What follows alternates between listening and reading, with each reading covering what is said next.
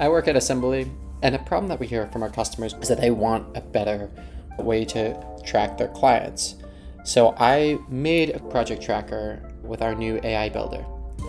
Clients don't have to ask about status updates anymore, and no one needs to dig around for an answer in an old spreadsheet or an email thread.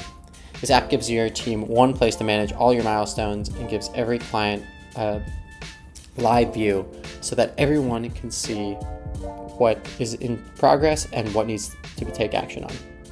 So first, here's the internal dashboard.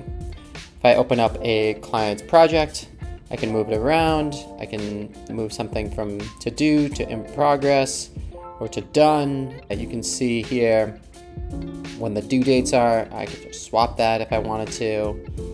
You can see everything go in motion. The project names are on the left here, who they're assigned to, what company they are, how much progress they're, and then they say when the next due date is. So that one I just adjusted to, right, that was in the past. So it changes to the actual color of red. Now there are a few different ways you can look at this. This is just the list view. So where do I see these and what are the next pressing ones? You can look at the dashboard. So what are the active projects, that project that we were just looking at here, right?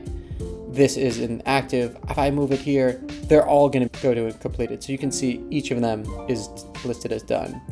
And if I wanted to do a deeper dive, see this in full screen, you can do that very easily and then just jump back.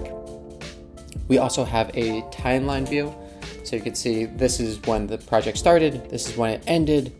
I just completed that great logo debate, so I could just see what projects were done, and then we could see that we ended a little bit earlier than we expected.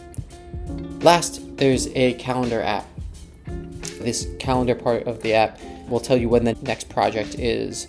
You can see there's this project Sasquatch, that's on the 10th, that's the name of it. What's the next one that we have to do? It is this internal stakeholder memo.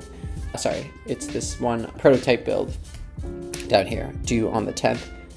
If I went from here to say it's done, that would change everything and you'd see it automatically update to the 21st. They have the filters for what kind of things you want to see, active, completed, archived. If this is assigned to a company, a client, when the next due date is, you could filter by that. If you just want one specific client, right, you could say, okay, that specific person, that's when their next due date is. And then if something's overdue, thankfully there's nothing overdue right now. So yeah, please let me know if you have any questions. Thanks.